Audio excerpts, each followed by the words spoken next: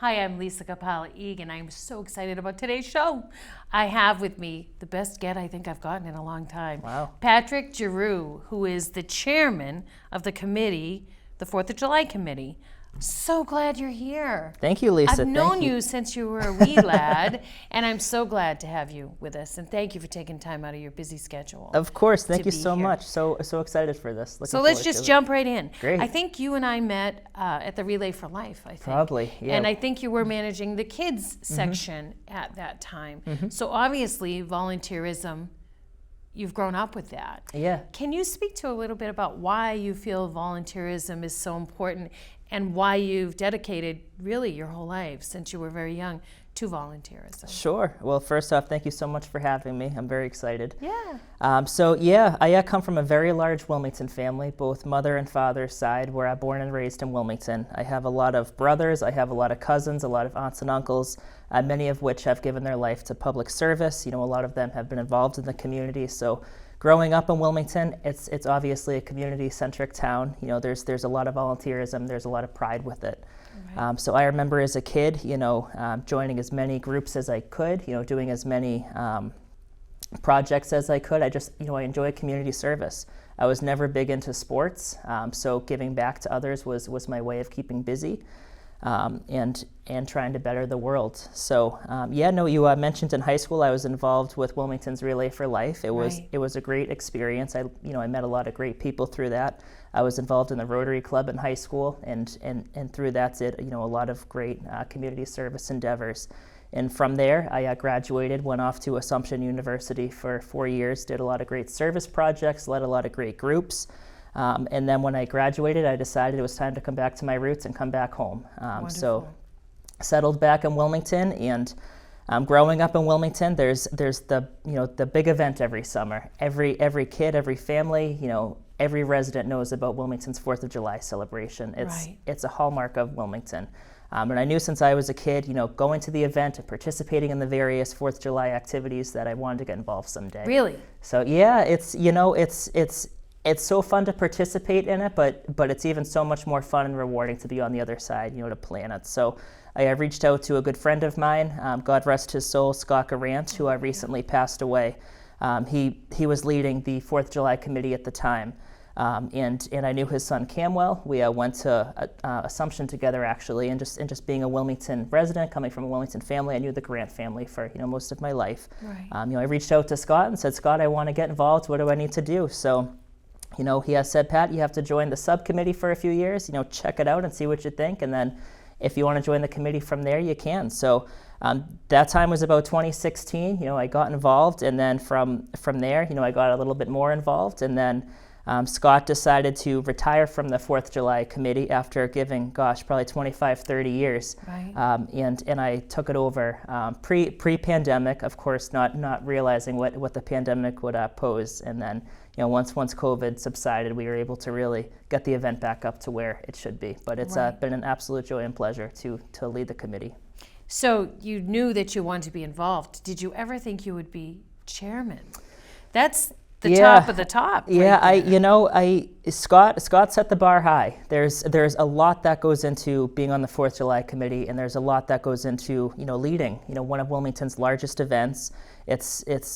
It's a massive production. There's a lot of paperwork. There's a lot of planning. So to answer your question, no, I never really imagined myself. I always thought I'd be kind of running certain parts of the program. Right. Whether it was the volunteers or the concerts or the events. But when Scott decided to retire, it was basically, we needed somebody else to basically step up and, kind of fill his shoes and start to take it over. So Fortunately, I had a great mentor, Scott. Scott really guided me. I called him all the time, Scott, what do I need to do? And he left a very good playbook for me. So, we can kind of start to formulate the event and make sure it continued. So It's been going on for, this will be the 42nd year upcoming. So it's an honor of a lifetime to, lead this committee and, lead the event in itself. Right. So you're fairly young to me. And, we have an emeritus, I know, that helps with the 4th of July committee.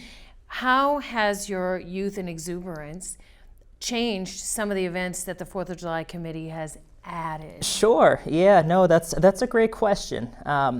We've had a lot of great people involved with the 4th of July committee over the years. It's a very heavy lift to be on the 4th of July committee. I'm not going to lie. We are a 10-member organization, and we meet all the time. And on top of the 4th of July, we of course have Fall Fest. We have the winter tree lighting. We have some other ancillary activities that we do. So there's a lot that goes into it, and over the years there's different mindsets, there's different ideas that get proposed. So to answer your question about the youthfulness, and we've had a great group leading it in the past, many of which were involved for 20 plus years each. Right. So a lot of the events were the same for many years. There was a lot of great ideas that were started, new programs, and then. When I came on, I recruited a lot of other new faces to be involved with the group, and with that, we were able to kind of bring the 4th of July committee up to the 21st century with a lot of the digitizing, a lot of the social media strategies, and just a lot of the new activities that kids are interested in, families are interested in.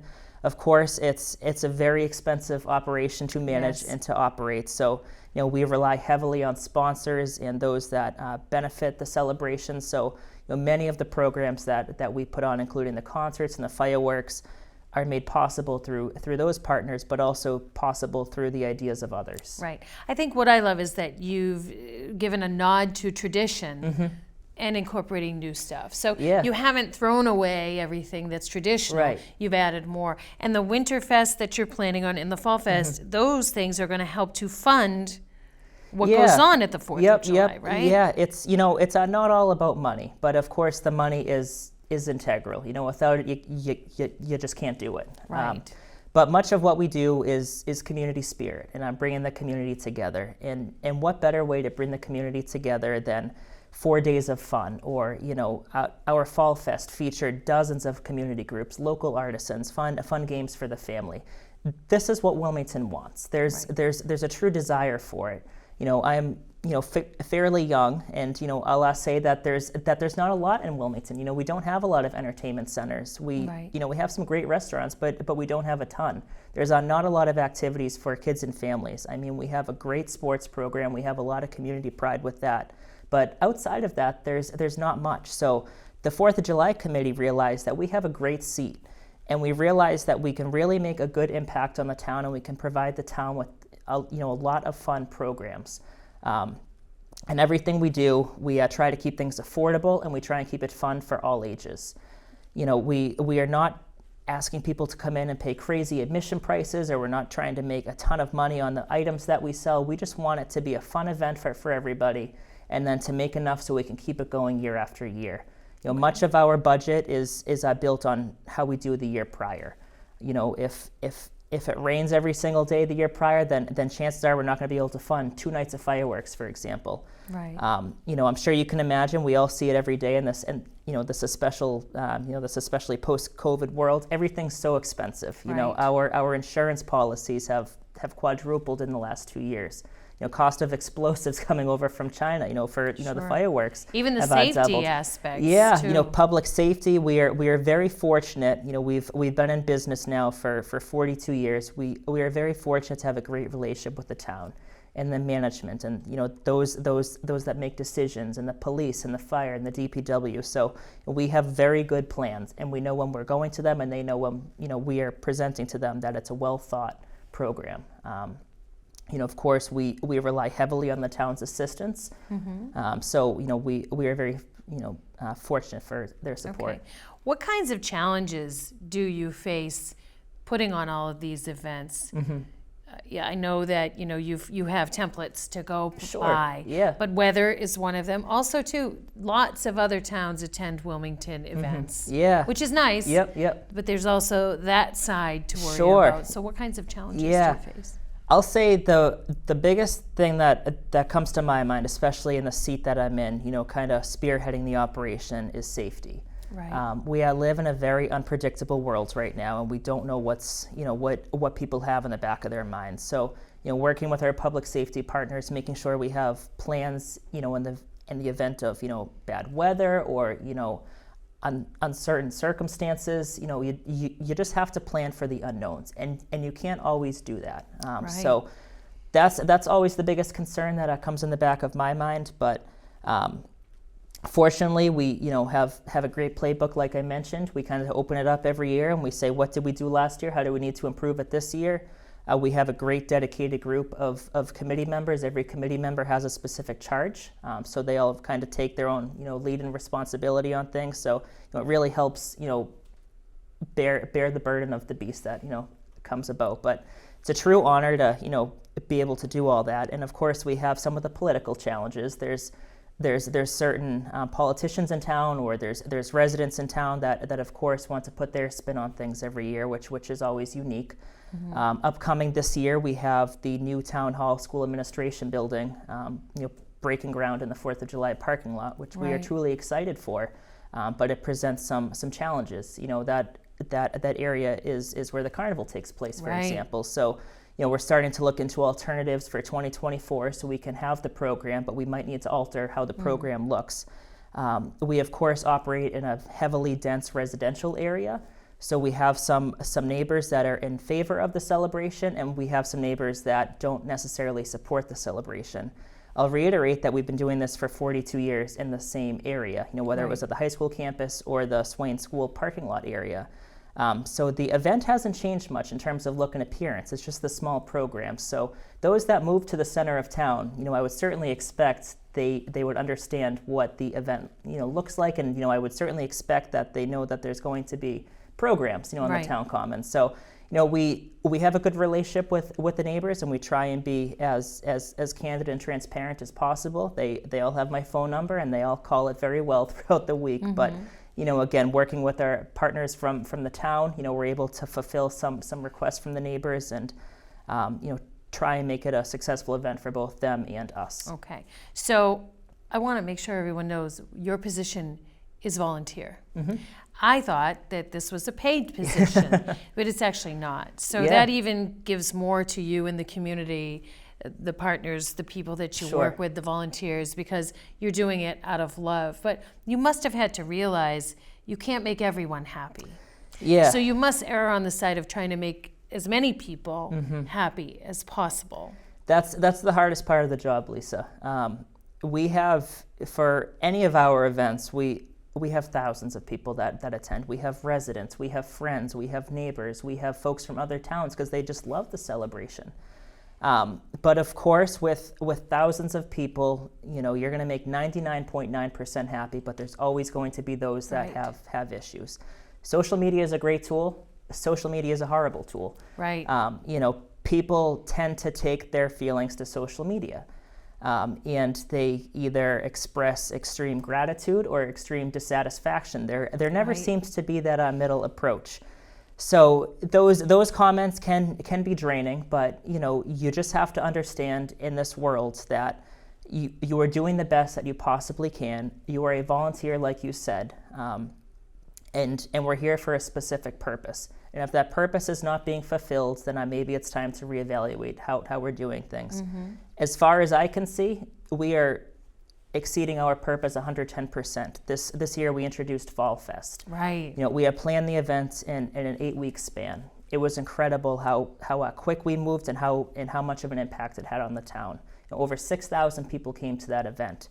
We had tons and tons of community booths, dance studios. We had so much community involvement, and so many people really benefited from the event. So things like that, that's what you go home at the end of the day and smile about. Right. But then you go online and you start to see you make somebody happy, and now all of a sudden they're blowing the event up. But you just have to understand that we are doing a little bit of everything for somebody. Okay. And it's the smiles on the faces. It's the memories being made. That's what it's about. Right.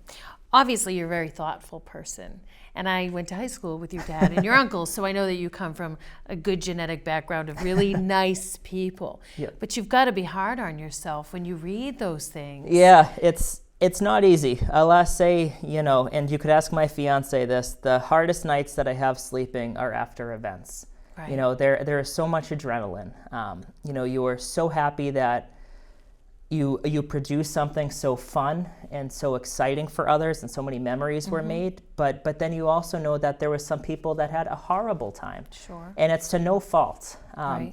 Everybody has a different experience. So it's, it could be an emotional roller coaster at times. I personally have been doing this long enough that I know I'm not going to please everybody. Right. My committee also knows that we are here for a specific reason. We are all volunteers, and we're all doing the best we can, and that's all we can do. We are not here to please everybody. That's not our role.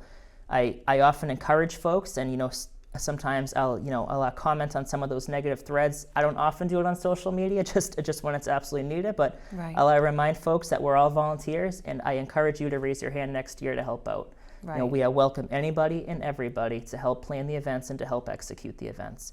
If you have a better idea than we do, raise your hand, step up, and make a difference in the world. Sure. And it's very easy to make those comments. It's harder to actually try to solve the problem. Sure. So when the 4th of July event or the Fall Fest is over, when do you actually start the replanning? Yeah. I know what you're going to tell me. Yeah, it's, we have to start right away. Right. Technically on paper, we say that we start planning the events, in September. We take the summer off. We have a lot of energy on the committee right now. We have a lot of folks that are, really looking to make a difference. We have a lot of folks that want to add new spins and new twists on the events. So, I'm not kidding when I say that the day after we pack up the 4th of July, I often take a few days off for, personal time, Sure. to recover, and I bring my notebook away to wherever I am to just start jotting down, Right. Notes. I recall very vividly over the summer, I was walking down Glen Road with my dog, and it was probably mid-July, and this idea popped into my mind about doing some sort of fall program. Wilmington doesn't have much in the fall, but the fall is such a fun, spirited time. You have the pumpkins, you have the ciders, you have the harvest. There's just a lot of excitement. Summer's over, fall's a fun time. We need to capitalize on that. The residents of town deserve to have something. So we decided to create the idea of Fall Fest. We had designed it to be a one-year event. It was designed to be a fundraiser for the 4th of July, quite candidly. Last summer's 4th of July was fantastic, but we had a lot of rain. So we unfortunately didn't meet the mark that we needed to financially, so we could sustain next year's operation. Right. So we had decided to come up with this idea where we could have artisans and vendors come in and pay us a nominal table fee. We could have certain things. We could charge a nominal donation fee for people to come in and participate in some of the events. Right. And it was just an overwhelming success that we decided next year we have to do it, and we have to make it even bigger now. I don't know how we can make it bigger because Right. we really set the bar high this year, but it's events like that we're trying to bring a new blood, a new life to the town. So you made more work for yourself Yeah. in the name of loving the community. It wasn't intentional, but fortunately we have some committee members that really loved the idea of Fall Fest. Yeah, it was They great. loved the 4th of July, but there was just something about the fall event that they really latched onto. So we're now in a point in the committee. Again, we're about a 10-person committee, which is very lean for the size of the operation that we do. Right. We have folks on the committee that are just going to be working on Fall Fest, or they're just going to be working on the winter tree lighting events, or they're just going to be helping to support the 4th of July. Let's talk about the winter. Sure, So absolutely. you're going to revamp maybe for next year. Yeah, Let's so- do a little teaser on Yeah, it. there's definitely a teaser with an asterisk next to it that says we of course need town approval, and we need certain Yes. permits in place. But again, we have run a very successful summer program. We have a great fall program, but now we really need to do something for the winter. And we have our classic tree lighting, and we of course need to pay homage to the traditional Wilmington tree lighting. It's a fantastic event. It's a few hours on a Saturday evening, the first Saturday in December. It's a free family event, and the kids love it, the families love it. So we have to keep that core element. but how can we spruce it up a little bit? How can we add some new twist and flair to it? So we decided next year we'll add some sort of winter day component to it as well. Maybe it'll be a Christmas market, or maybe we'll have a reindeer petting zoo. We Nice. we have a lot of fun elements. We have members on the committee that are very, very excited about it. They started to plan this about 6 months ago. It takes a long time to plan something new, and everything we do, it needs to be thoughtful. Right. We understand that we operate in neighborhoods, and we operate with town personnel, so we need to be mindful of overtime budgets. Right. Next year I think it's going to be a fun vendor holiday market. We're going to have some fun activities on the common all day long, and then come 5 o'clock it'll turn over to our regular tree lighting program. The free hot cocoa and cookies for the kids. Santa comes on the fire truck, the grand tree lighting. The ice sculpture. Yep, partnering with the Wilmington Tewksbury Chamber of Commerce for the annual ice sculpture. So I think it'll be a really fun event. Of course, December weather can always be iffy, so we're designing an event that can be done, both with snow, with rain, without it. The last couple of years we've really benefited because it's been oddly mild, which is fantastic because we're outside all day for it. So. And I'm sure you're up on all these events checking the weather. Crazy. Right? It's funny you mentioned the weather because we have some really great residents in town that are amateur meteorologists. The Newman family, I'll give them a shout out on this, but they'll often hit us up, around the 4th of July, with the latest forecast, especially on nights of the fireworks. Fireworks per state law and per the fire marshal, once they start getting loaded, they have to go up no matter what. And it takes hours to load fireworks, especially for the grand firework display on the final night of the celebration. Right. It could take up to 12 hours to fill those fireworks. So if we start filling them at 7 in the morning and the show's at 9 o'clock at night, it means if it starts raining at 8 in the morning, it has to go up, no matter what. But fortunately, we have these meteorologists that will send us real-time weather updates. And I can recall vividly this past summer we had some really challenging weather that night of the fireworks, and they were fantastic. They messaged me and they said, Patrick, do the show between 8 and 8:30. You're not going to have any rain. The weather rolls in, and they were spot on. But we have some great residents in town. There's some other amateur meteorologists that message us as well. Right. But of course, our eyes are glued to the weather for all of our events. Right. And there's like a lot of knuckle, Yeah. oh gosh, knowing, and then Right. letting the community know if something's going to change. Sure. Yep. Is a challenge too. So I Yes. want to focus a little bit more on you. I know that it's a committee, but you are a realtor by Yes. trade, and I Yep. think your family business has been Yeah. realty oriented, right? Yeah. How do the things that you know or do as a realtor, how have those things kind of translated to what you're doing as part of the committee? Sure. Yeah. No, I'll give a shout out to my family's business, Wilson Wolf Real Estate. My grandparents, Betty and Bill Wolf, started the business about 30 years ago. They have since passed it on to their business partner, Catherine Wilson, which my mother and I still help out with, and we work there. Real estate teaches you a lot. There's endless communication. There's a lot of savvy business tactics that need to occur. There's putting a lot of lipstick on pigs at times, is that what we like to call it? Right. But, Follow up. Yes. Crucial. Lots of follow up, but overall, I guess it teaches you how to work with others. And no matter what you do in life, and no matter what profession, what volunteer opportunity that you undertake, you are always going to work with others. And when you work with the public, there's always personalities, and there's always various ways of thinking. So working with others on the biggest sale of their life when buying a home, you really get to know people well, and you really get to know these personalities well. So how you're able to translate some of those skills to some of these volunteer endeavors, like running the 4th of July committee, it's all people skills. It's all working with others and knowing how to manage conflict, how to manage resolution, how to make things enjoyable for others. Fascinating. Yeah. I love that. Yeah, Let's real quick talk about the building. Sure. The 4th of July committee building. Yeah. I know there was a little worry in the town. You guys had the sign redone. Yes, And yep. people were scared it was going to be torn down. Have you outgrown the size of the building? What do you feel about that? It's a great question, Lisa. So the 4th of July building was constructed many centuries ago. Right. It was originally designed, I believe, as the town hall. Before the Glen Road Town Hall was built, it was the 4th of July building. And then once Glen Road was built, it transitioned to the town's public library, which Correct. is just astonishing because you Imagine go into the that. current library, it's so Yeah. massive compared to the 4th of July building. So After that, it transitioned over to the 4th of July Committee. So a brief piece of history. So the 4th of July Committee was born for the town's 250th anniversary. The town manager at the time tapped a group of residents to put this 250th anniversary together. And the residents had a carnival, and they had this great show, and they had a really fun day for the family. And the town manager said to this group of residents, we need to do this every year. The people love this. Right. So from there, the 4th of July Committee was built, and the town. And I want to say that was 1981. Yeah. Yep. Were you even born yet? No. It was several years here, before though. I was built.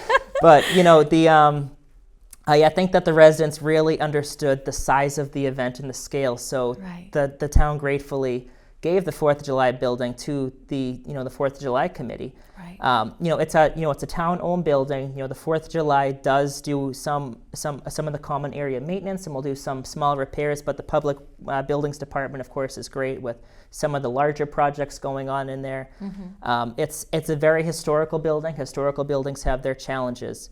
But there's some storage in there, so that's great for our events. But we are growing. We used to just do the tree lighting on the 4th of July, but now that we're adding more fall programming and winter programming, more programming, of course, comes with more stuff. Yes, and more merchandise. You've got some great merchandise thank you. that you've added. Yeah, so we have a lot of space, but we're certainly running out. So we're always purging, and we're always trying to make better area. So yeah, the merchandise is fantastic. We always sell I guess souvenir T-shirts for the 4th of July. We have the local high school graphic design students team up, and they come up with designs, and the committee ultimately picks a design, and then we sell those during the week of the 4th of July. And those, as of recent, have been selling like that. We used to buy hundreds of shirts, and they'd sell a couple days here and there.